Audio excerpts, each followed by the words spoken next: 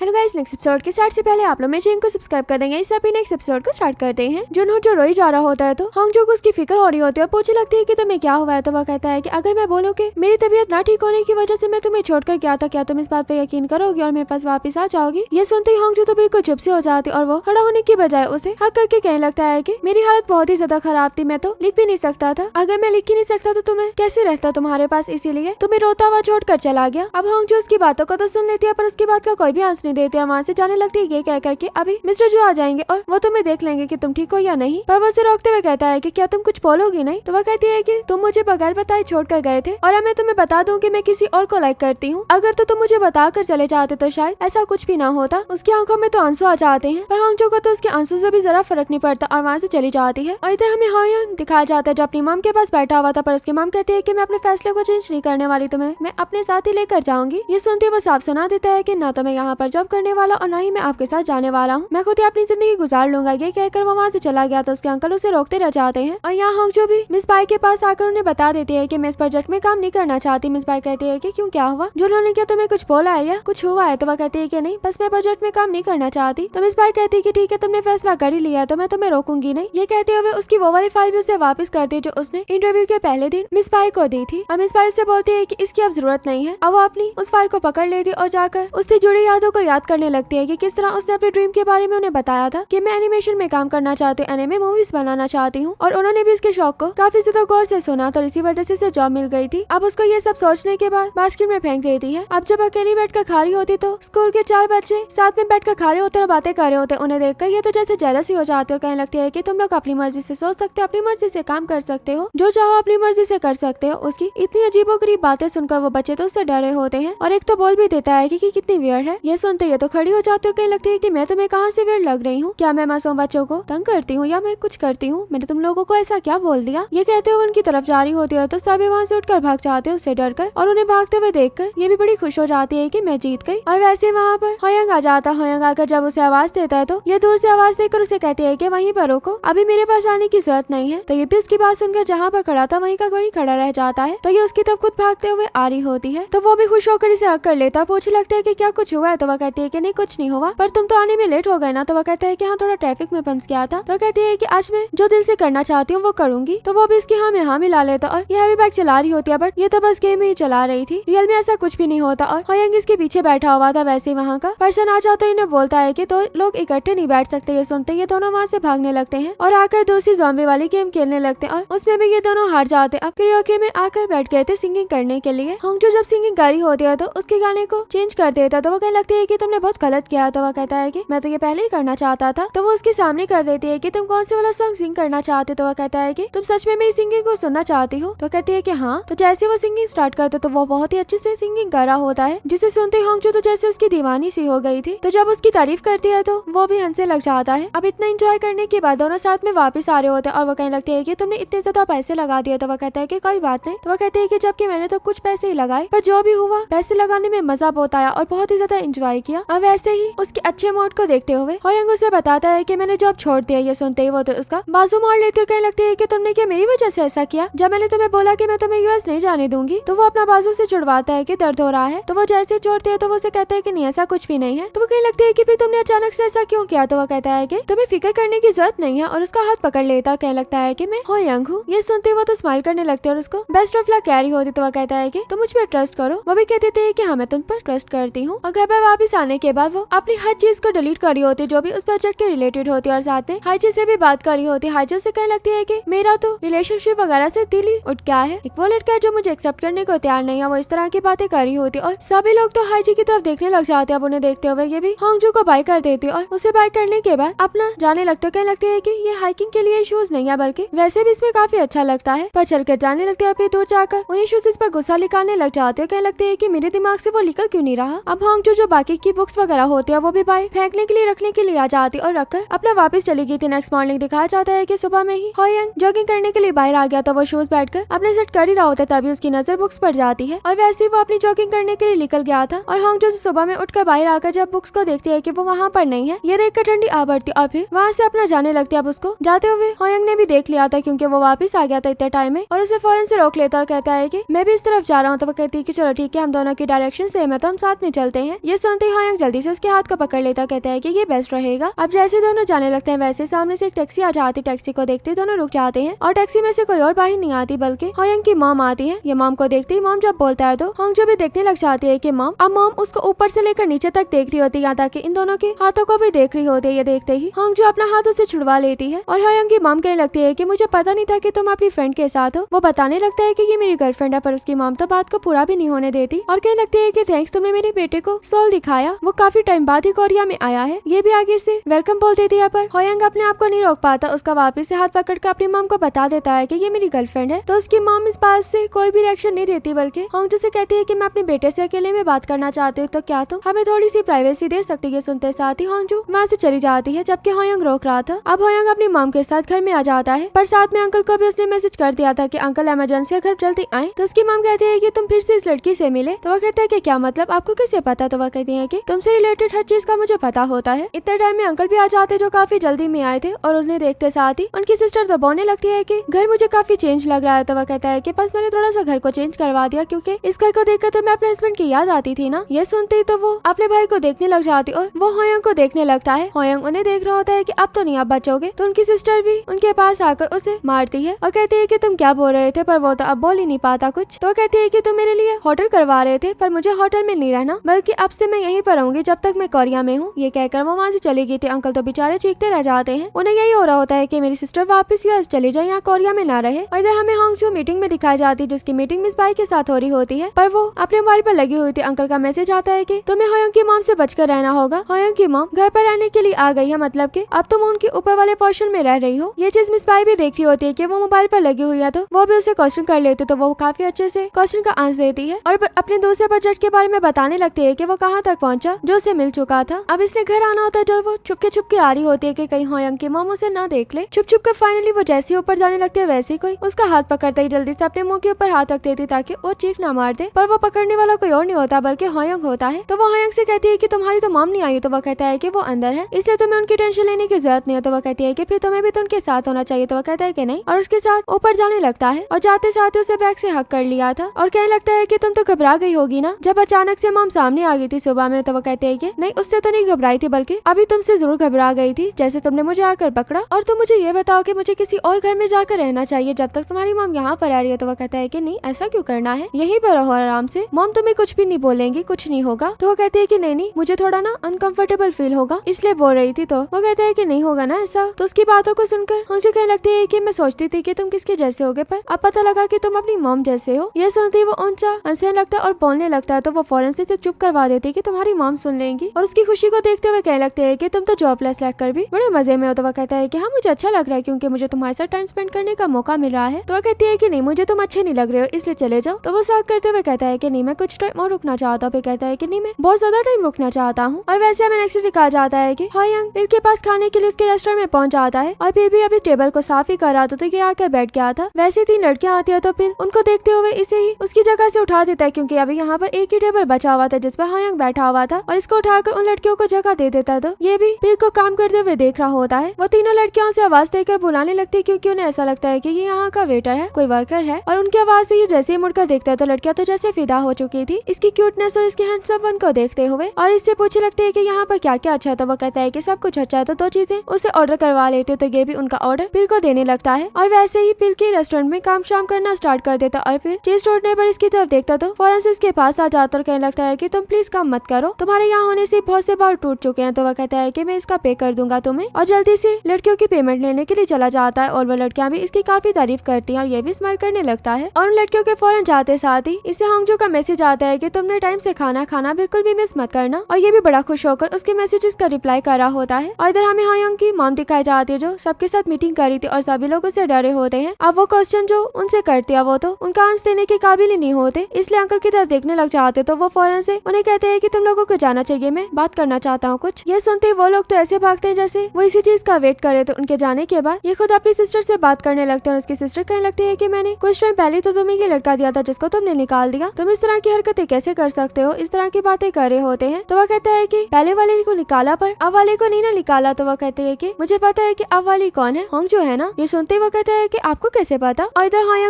अभी तक होंगजो से बातें लगा होता है, होंगजो से बताने लगती है कि स्कूल के पास जो एक रेस्टोरेंट था ना, मैं वहाँ पर गई थी और वहाँ की बूढ़ी औरत को तुम अभी तक याद हो, पर जब मैंने उसे बताया कि वो अभी भी बिल्कुल वैसा और मैं एक दूसरे को डेट कर रहे हैं, ये सुनते ही वो तो मना कर देती है कि मैं यकीन नहीं कर सकती, वो लड़का इतना भी पागल नहीं है कि तुम्हें डेट करे, इसलिए नेक्स्ट टाइम हम जाएंगे ना, हम साथ में जाएंगे उन्हें यकीन करवाने के लिए कि हम दोनों एक दूसरे को सच में डेट करें और तुम सच में मेरे पीछे पागल हो। उसके इस मैसेज को देखते ही हंसने लग जाता है, तो वो उसे कहती है कि हम रात में साथ में खाना खाएंगे पिल के रेस्टोरेंट में। अब पिल भी उसको इस तरह हंसते देखकर अपना काम एंड करने के बाद उसके पास आकर बैठ गया था। वो तो ड्रिंक भी मोबाइल के ख्याल में ही पीने लगता है। तो वो कहता है कि तुमने तो जॉब नहीं छोड़ती, तो वो कहता है कि हाँ मैंने छोड़ दी। फिर कहता है कि मैं तो ऐसे ही परेशान हो रहा था कि शायद तुम जॉब छोड़ने की वजह से उदास न हो, पर ऐसा तो कुछ भी नहीं है। होयांग उसे कहता है कि क्या मैं तुम्हारे रेस्टोरेंट में काम कर सकता हूँ? तो वो कहता है कि प्लीज तुम फ्री ही रहो, मुझे तुम्हें काम पर नहीं रखना। तो होयांग कहने लगता है कि अगर तुम मुझे काम पर नहीं रखोगे तो 6 बजना बहुत दूर की बात है, क्योंकि आखिर होंगजो उससे तब मिलने वाली थी। और इधर हमें अंकल दिखाए जाते हैं जो अपना जाने लगते हो, तो वैसे ही उन्हें मिस पाई नजर आ जाती है। तो वो फौरन से मिस पाई को बुलाने लगते हो, पूछे लगते हैं कि क्या तुम फ्री हो, कहाँ पर जा रही हो? तो वह कहती है कि हमारा जो अभी रिलेशन है तो मुझे नहीं लगता हमें एक दूसरे से ऐसे क्वेश्चन करने चाहिए। ये तो उन्हें देखने लग जाते हैं और मिस पाई कहती है कि मैं तुम्हें ये बता दूं कि आइंदा से मैं यहाँ पर कार को पार्क नहीं किया करूंगी, ताकि तुम मुझे ड्रंक होकर कॉल्स वगैरह करके तंग न करो। अब हम दोनों ही 40 के हो चुके हैं, तो हमें इस तरह की आदतें अपनी दूर कर देनी चाहिए। ये कहते हुए वो अपनी कार में बैठ जाती और उनसे तो ये चीज बर्दाश्त नहीं होती। वो तो डोर ओपन करके बहुत ही ज्यादा उसके क्लोज आ जाते। अब ये भी अपनी सांसें लेना भूल जाती है। वो उनके इतने क्लोज आ जाते हैं जैसे उन्हें किस करने वाले हो, पर ऐसा नहीं करते बल्कि उनकी स्कर्ट को उठाकर अंदर करते हैं कि ये कार के डोर में आ गई थी। पर वो तो गुस्सा करने लगती है कि तुम्हें मेरी स्कर्ट को हाथ कैसे लगाया। ये कहकर अपनी कार से दूर धक्का दे देती और वहाँ से चली जाती है। और होंगजो जो काम के बाद घर वापस आती है, क्योंकि वो इस ड्रेस में नहीं जाना चाहती थी, वो चेंज करना चाहती थी। और ये बात वो होयांग को बता रही होती है। तभी वो अपने लेटर्स को गिरा हुआ देखते हैं। ये देखकर जब अपने घर की तरफ ऊपर देखती है तो वहाँ पर जुनहो बैठा हुआ था। ये देखते ही वो होयांग को बाय कर देती है कि मैं आती हूँ, तुम खाना वाना ऑर्डर करवा लो। और उसकी कॉल कट करने के बाद जुनहो के पास पहुंच गई थी और कहने लगती है कि तुम ये यहाँ पर बैठ कर क्या कर रहे हो, तुम्हें ये हरकतें नहीं करनी चाहिए। तो वो कहता है कि मैं तो बस प्लेन बनाकर उड़ा रहा हूँ और तुम्हें तुम्हारे ये सारे लेटर्स वापस करने के लिए आया हूँ, क्योंकि अब मुझे इनकी जरूरत नहीं है। वो अभी तक फेंके जा रहा होता और एक जाकर होयांग की मॉम को भी लगता है, तो वो भी उस प्लेन को उठाकर देखने लगती है। बस डियर का वर्ड ही बढ़ती और जैसे ऊपर छत की तरफ देखते तो वहाँ पर जुनहो और होंगजो होते हैं। उन्हें देखकर उनकी जैसे बातों को सुनने ही लगती है। और यहीं पर हमारा ये पार्ट भी एंड हो जाता है। वीडियो अच्छी लगे तो वीडियो को लाइक करना।